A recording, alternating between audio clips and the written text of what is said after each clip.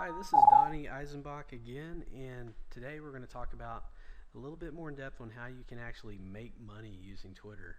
And for a lot of people, they don't believe it's possible. They don't think it's worth the time to spend so much time using Twitter to attempt to make money.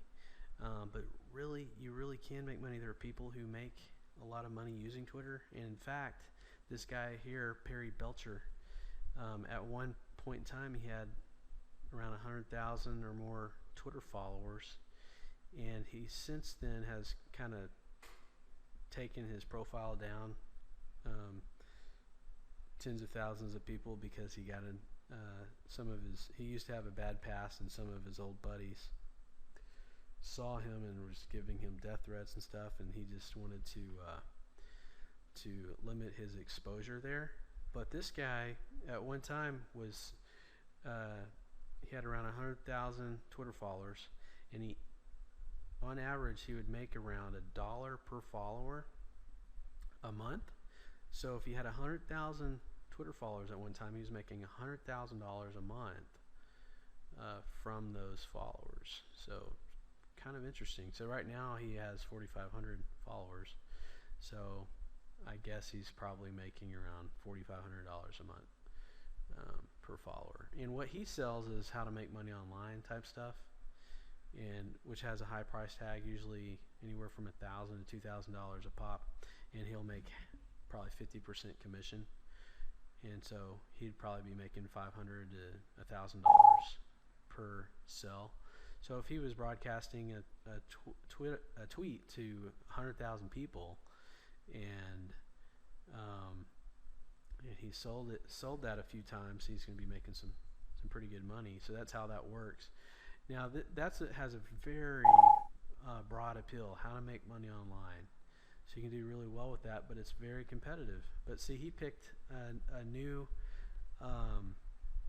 what he did was he picked a new medium to advertise on, which is Twitter. And what's great about it is people have their guard down on Twitter. It's a big party. They're interested in seeing viral appeal type stuff, things that has a wide appeal. It's viral, very interesting stuff to read, and they like to follow interesting people, and they're okay talking to people they don't know. And that's what's cool about Twitter. So people have their guard down. So 80% of the time, if you're putting out really good content out there that people would like to read, then good.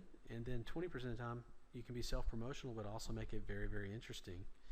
It's going to work. You'll keep the goodwill and trust up among your followers, and a few of those followers will likely purchase something from you. And if you have a more specific niche, like pet grooming, instead of just following just anybody, just if you were to follow people within your local city, and also follow just pet lovers and pet associations and grooming companies in general, and do it that way, what will happen is some of your tweets will get picked up, and those people will click on an article that you wrote on your site, and they may link to your site from their site, and that will cause the traffic on your site to go up, and that type of thing. Also, for local people, they'll see that you have tons of really good things to talk about in relation to pet grooming, or just pets in general, which is about probably 50% of the population.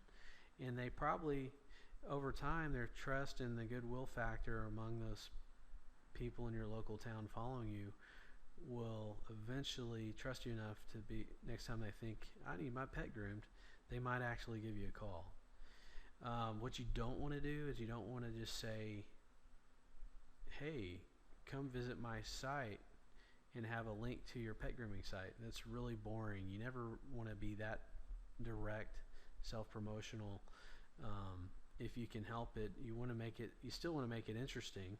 So you could say, hey, I just found an application on the iPhone that allows you to broadcast a message on this application about your lost pet or animal, like your cat or your dog, and then other people can see that broadcast, and they can, it just gets the message out that your pet is lost, and may help get it found a little easier. It's an application right now.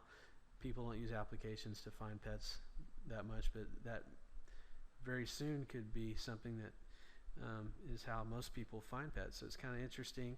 People may click on that, read your article and your take on that, and then they're on your pet grooming site now, and they're in your town. They're from your town, and next time that they need their pet groom, they may think of you.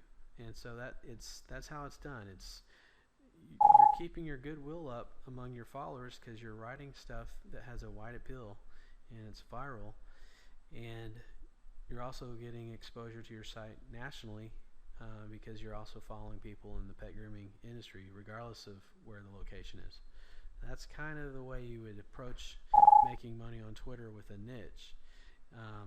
Some businesses aren't necessarily a local type business that you sell stuff online or something like that.